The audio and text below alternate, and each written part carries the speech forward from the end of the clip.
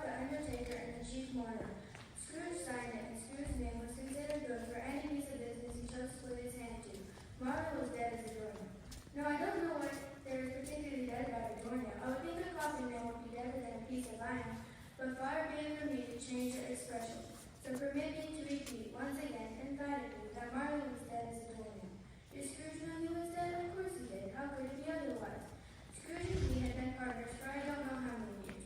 Scrooge was his sole administrator, his sole friend, and the only man he warned him, if Scrooge could be said to have warned at all. And the mention of Marley's funeral brings me back to the point I started from. There is no doubt that Marley was dead. This must be distinctly understood, or nothing wonderful can come from the story I'm going to relate. Scrooge never painted out old Marley's name. There stood, years afterward, by the warehouse door, Scrooge and Marley. The firm was known as Scrooge and Marley. Sometimes people new to the business called Scrooge Scrooge, and sometimes Marley. But he answered both names. It was all the same to him. It was bitterly cold, and the fog was as thick as pea soup on that Christmas Eve of 1843. When Scrooge sat busy in his counting house with his clerk nearby, trying to warm himself at a candle, but since he didn't have much of an imagination, he failed.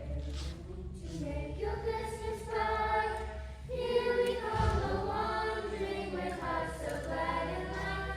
Love and joy come to you, and a blessed Christmas too.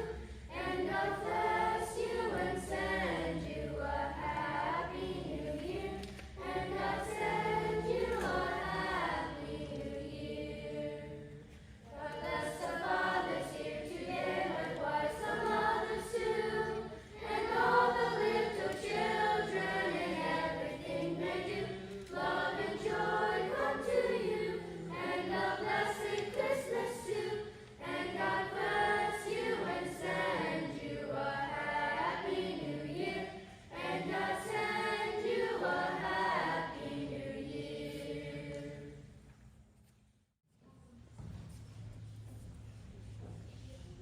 Merry Christmas, Uncle. God save you. Bah, humbug. Christmas, humbug? Uncle, you don't mean that, I'm sure. I do. Merry Christmas indeed. What reason have you to be merry? You're poor enough. Come then, what reason you have to be dismal? You're rich enough. Bah, humbug. Don't be cross, Uncle.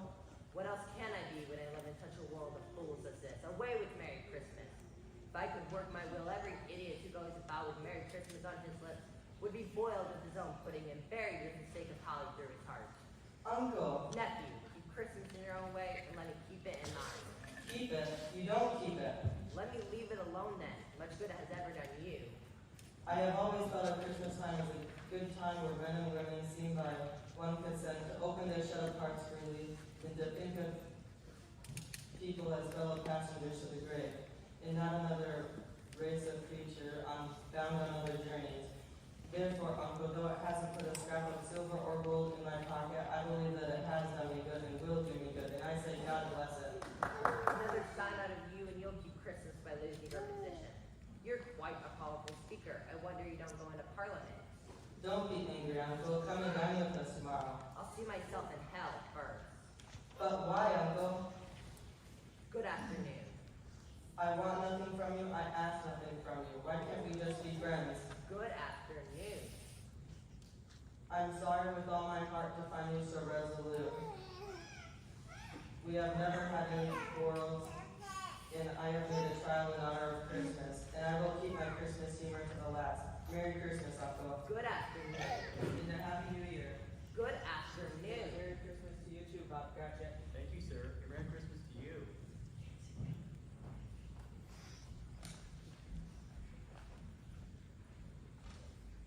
Scrooge and Marley followed me. God, pleasure to Mr. Scrooge and Mr. Marley. Mr. Marley has been dead these 7 years. He died 7 years ago this very night. I am sorry to hear this. We have no doubt this liberality is well represented by his abiding partner. But this blessed season at the end, it is more than easy to travel. I wish you would accept the ladies and for our messages. You suffer great love this coming time. Many thousands are on this screen. Hundreds of thousands are on the conference. Are there no prisons or workhouses? Yes, and both are good for wish or not. Oh well, I was afraid from what you said at first that something had occurred to stop them in their useful course. I am very glad to hear it. Given that they scarcely furnish Christian cheer and help their body to the multitude, a few of us are dead in tears of fire.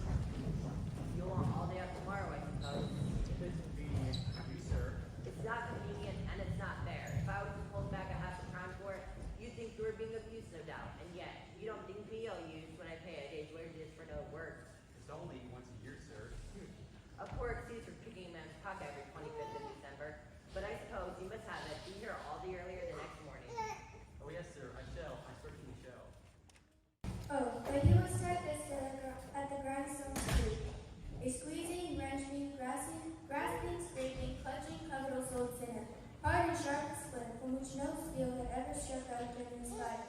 Secret and self-contained and solitary as an oyster, the cold within him froze his old fears, nipped his pointed nose, shriveled his cheek, stiffened his gait, made his eyes red, his thin lips blue, and spoke out shrewdly in a grating voice. A frosty rime was on his head, on his eyebrows, and on his wiry chin. He carried his own low temperature always about with him. He iced his office in the dog days and didn't thaw at 1 degree at Christmas. Scrooge always took his melancholy dinner in the same melancholy tavern, and this night was no different. He read all the papers and beguiled the rest of the evening with his fingers both before he took himself home to bed. He lived in the chambers which had once belonged to his deceased partner. They were a gloomy suit of rooms. It was an old and dreary, for nobody lived in it but Scrooge. The other rooms being all let out as offices. The fog and frost so hung about the black old gateway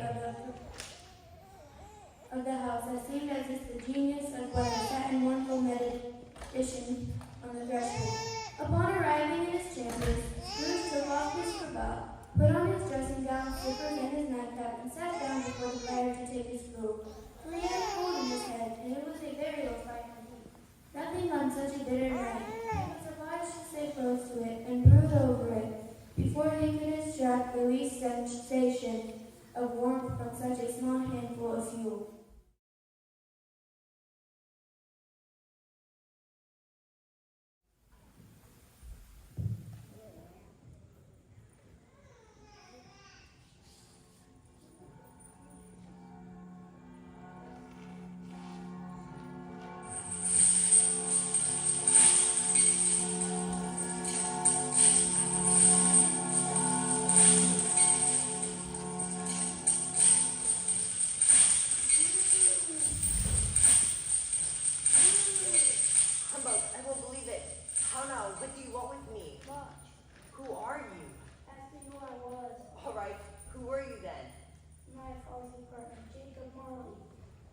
Can you sit down? I can.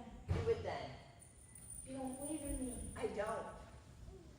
What other things would you like to have with my radar to keep you on that other senses? I don't know. How do you doubt your senses? Because a little thing that affects them, a slight disorder of the stomach makes them cheap. You might be an undigested bit of beef, a crumb of cheese. There's more gravy than a grave about you, whatever you are. No! Mercy, Jericho Appreciation, why do you trouble me? Man, the word remind you, believe me or not. I do, I must, but why have you come to me? It is required of every man that his spiritual walk upon his mind. Fellow men and travel far and wide, and if that spirit is not before some light, it is condemned to do so for after death. And you witness that it cannot share the Lord of me. You were fettered. Tell me why. I wrote the chain by fortune in life under the hint of and joined by you. I wore over my through it. This cabin strange too. Or would you know the weight and front of the uncle you bear yourself? Jacob, old Jacob Marley, speak comfort to me. I never give it cannot rest, they cannot wander anywhere. And spirit has walked down the road of another tree. Oh, captive bound but blind, do not they know that I speak of regret from like another one. I have opportunity to misuse. But so survive, so survive. But you were always a good man of business, Jacob. Business, being kind of my business. Coming welfare with my business. Charity, mercy, forgiveness, love, and all my business. Dealing with people who up the God of my comprehensive devotion of business. Giving you my time to know time. I will, Jacob, but don't be hard on me.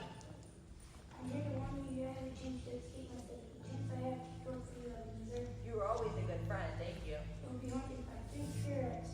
I think I would rather not. Felt as if you cannot hope to shun the path I tread. Expect the first one to bell toll the night. Can't you think of all at once and have it over, Jacob? Hope to see you no more, and for your sake, the fear that you remember what has passed between us. Oh.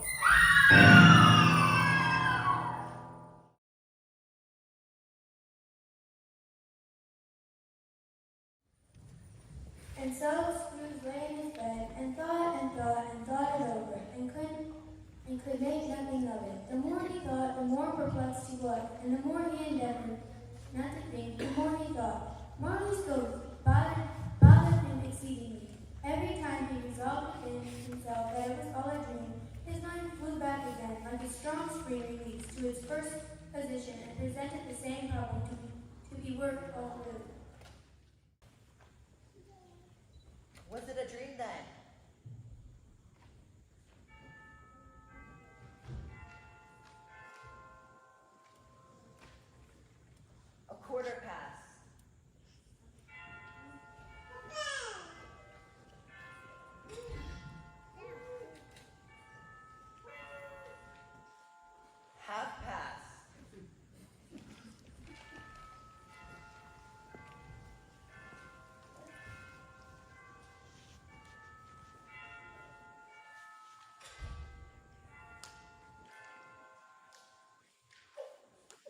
to it.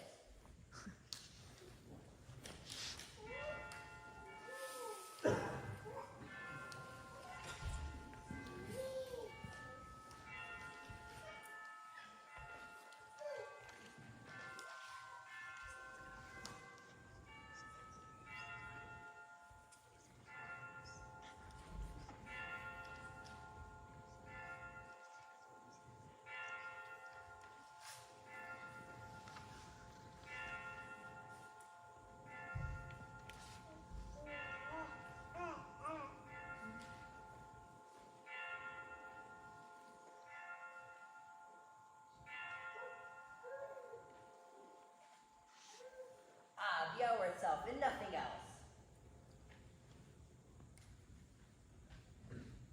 Ah! Ooh, what are you? I'm scared of this past. Long past. No, your past. Perhaps you could turn down that light that accompanies you. What? Would you so soon put out the light as you There's such a dark passion that would extinguish the light of you. I'm sorry, I didn't mean to offend. What brings you here? Your welfare. I can't think of anything more conducive to my welfare than a night of uninterrupted sleep. Your acclamation then, the key, right in love with me.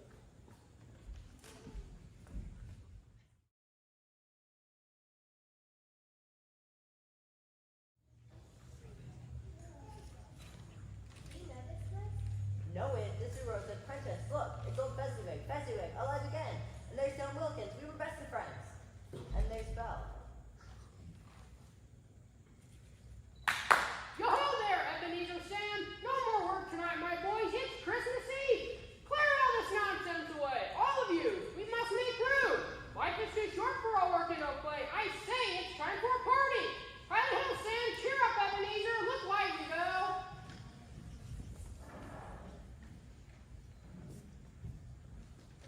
It's such a small thing to make the silly people feel so much gratitude and joy.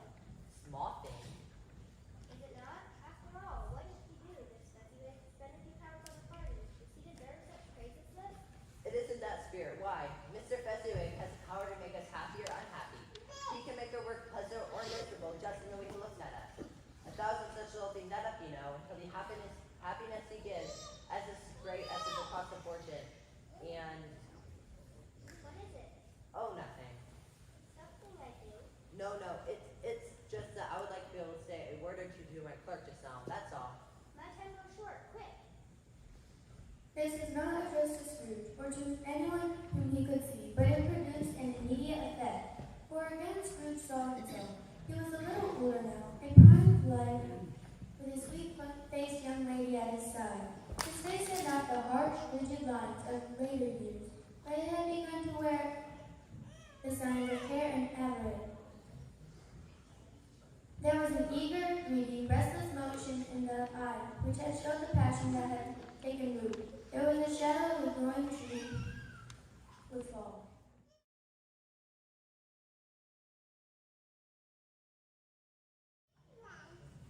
I know it matters very little to you. Another idol has displaced me, and if it can make me as happy as I would have tried to do, and if it can make you as happy as I would have tried to do, I have no reason to cry. What idol has displaced you?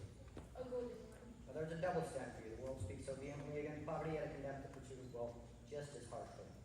You fill the world so much, Ebenezer. All your other hopes of merging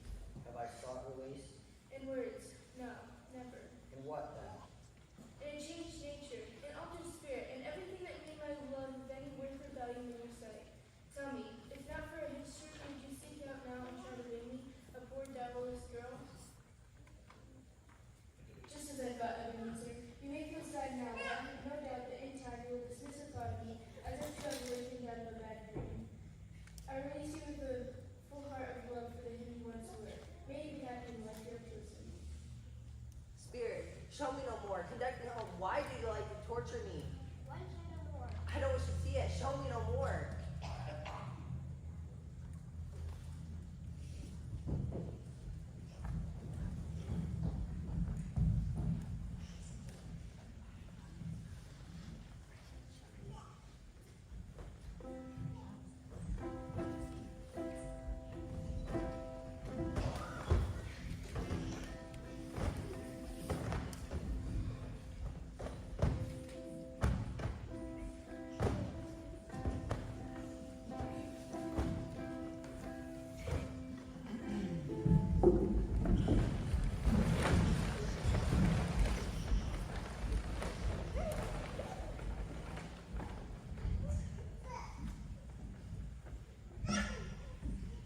I saw an old friend of yours this afternoon. Oh, who was it? Yes. How can I?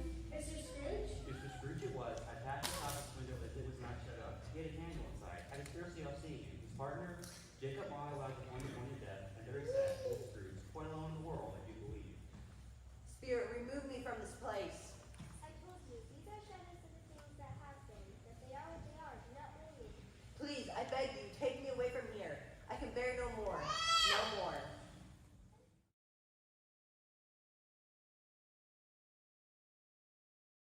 After this mighty struggle, Scrooge was conscious of being exhausted and overcome by irresistible drowsiness, and further on being in his own bedroom once again, he barely had time to reel to bed before he sank into a heavy sleep.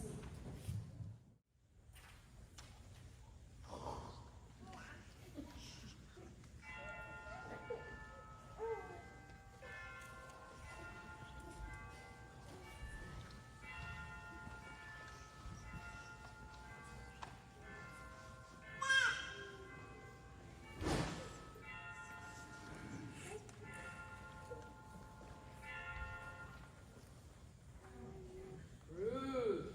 Ebenezer Scrooge!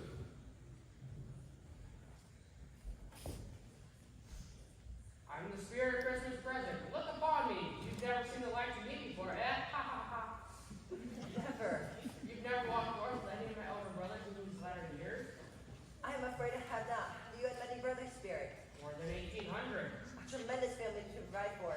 Spirit, take me where you go. I went last time on compulsion and I learned a lesson which is working now. If you have anything to teach me, let me profit by it. Touch the road.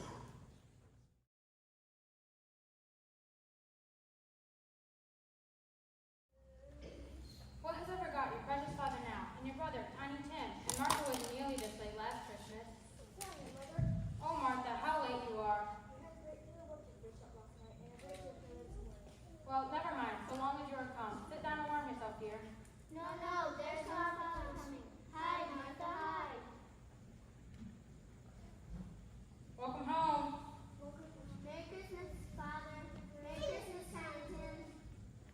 Why, where's Martha? Not coming. Not coming for Christmas? Here I am, Father. Hey! Come, Tiny Tim, here the pudding's in the cupboard. And how did little Tim behave? As good as gold and better. Sometimes he gets thoughtful sitting by himself so much and thinks the strangest things he ever heard. He told me coming home that if the old people see him in church, that's his critical and it might be pleasant to remember Christmas Day may lay there to walk and line the sea, but he's growing stronger every day and I just know. Martha, help me with the goose.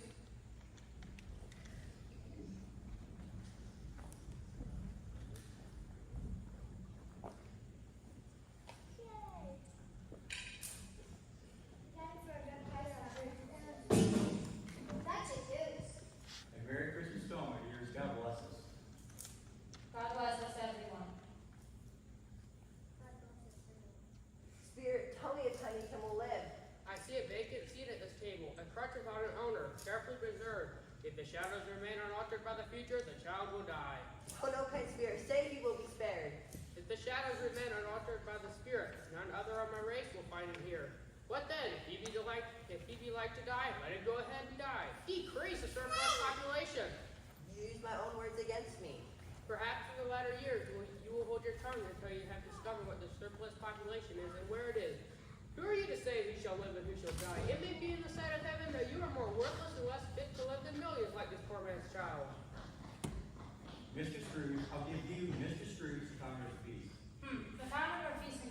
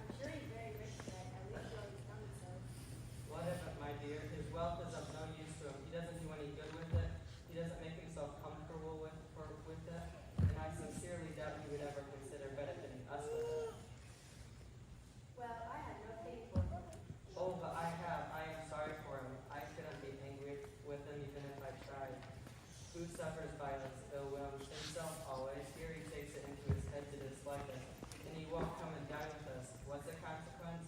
He loses some pleasant moments which could do him no harm. Indeed, I think he loses a very good dinner. I mean, to give him the same chance every year, whether he likes it or not, for I pity him. At any rate, he gives us plenty of merriment, I'm sure, and it would be ungrateful not to drink his health. Here's to Uncle Scrooge. Uncle Scrooge! And a Merry Christmas and a Happy New Year to the old man, whatever he is. He wouldn't take it from me, but may he have it nevertheless. Uncle Scrooge. Uncle Scrooge!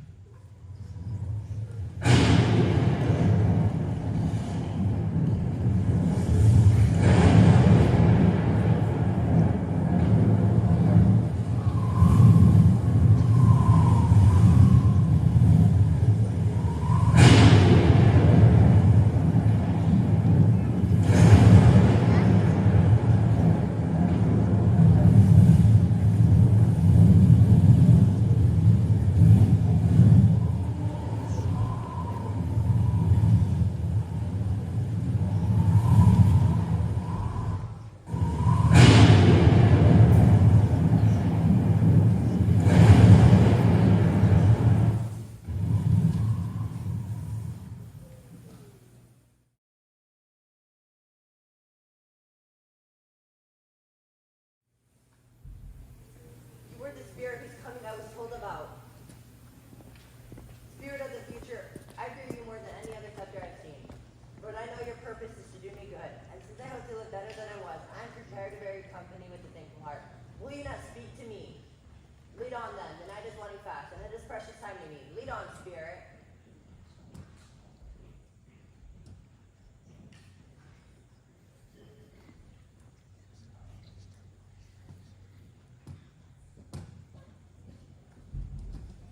Why, I know those men, and this place. It's a stock exchange. It's a second home to me. I don't know much about it anyway. I only know he's dead. When did he die? Last night, I believe. What was the matter with him? Though he never died. I don't know. Why has he done with his money? I haven't heard. Left with his company, perhaps. He hasn't left for me, that's all I know. It's like to be a cheap funeral. I don't know anybody who would go to a post where you make a party and volunteer. Well, I don't mind going if you want to, but I must be fed from the trouble I'm for. Well, it matters little to me either way. I never wear black gloves and I never eat lunch. But I'll offer to go if anyone else is. Well, off to business. Goodbye. Bye.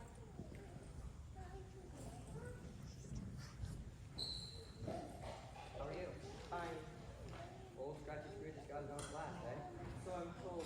Cold, isn't it? Seasonable for Christmas time. Not a skater, I suppose. No, that's just one more thing to think of. Good morning. Good morning. How do these men know sense of decency and decorum, sir? What is this? Why am I seeing this?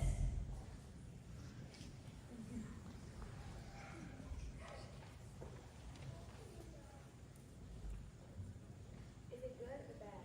Bad. Are we quite rude, Thomas? No, there's no great Caroline. With you remarks there is. There is nothing as though the such a miracle has happened.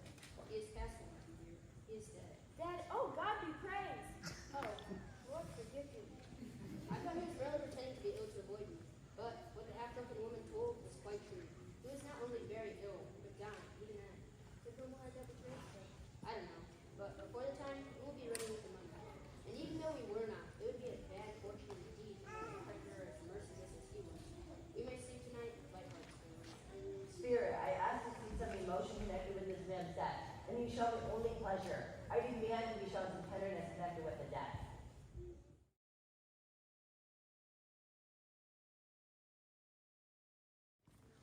Spirit, something tells me that the moment of our parting is at hand. I know it, but I don't know how. Tell me, the man who died, who was he? Before I draw nearer to the stone at which you point, answer me one question. Are these the shadows of things that they will be, or are they the shadows of the things that they may be? The course of a man's life, if preserved in, will determine certain ends. But if he departs from this course, his ends must change. Say it with what you show me.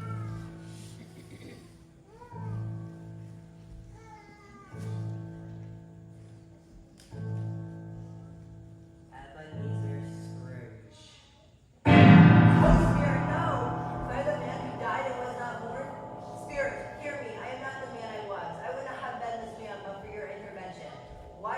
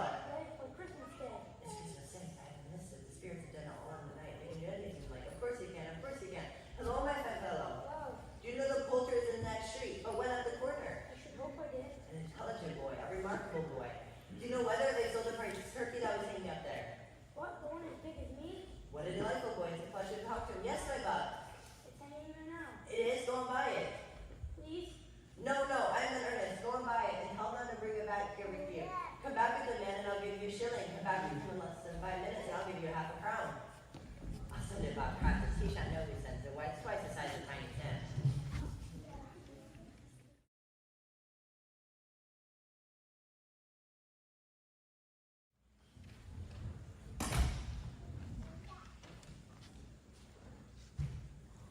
Why, it's impossible to carry such a large turkey to Candy Town. You must have a cab. Yes, a splendid turkey. It is to be delivered immediately to the home of Bob Cratchit and family in Candy Town. Here, I've written the directions down. Here's money for the delivery and a tip for you. Thank you, sir. And here's a tip for you, my buck. Thank you, sir. And a very Merry Christmas. Merry Christmas.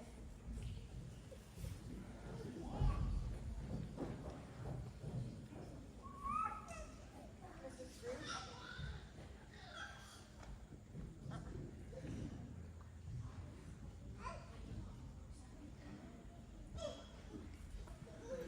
My dear ma'am, how do you do? It was very kind of you. I hope you succeeded yesterday. Mr. Scrooge? Yes, that is my name, and I fear it may not be pleasant to you.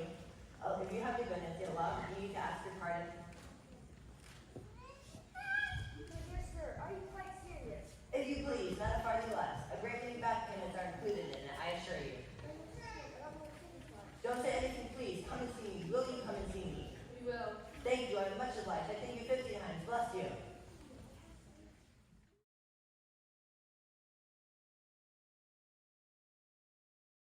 Scrooge proceeded to do things he had not done for many long years. He went to church and walked about on the streets and watched people hurrying to and fro, and patted children on the head as they passed, and questioned beggars, and looked down in the kitchen of houses and up to windows and found that everything could give him pleasure.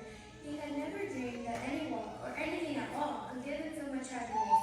In the afternoon, he turned his steps toward his nephew's house, where he was welcomed with surprise and delight. He felt at home in 5 minutes, and nothing could have been harder. But he was early at the office the next morning. If he could only be there first and catch Bob Cratchit coming late, that was the thing he had set his heart upon.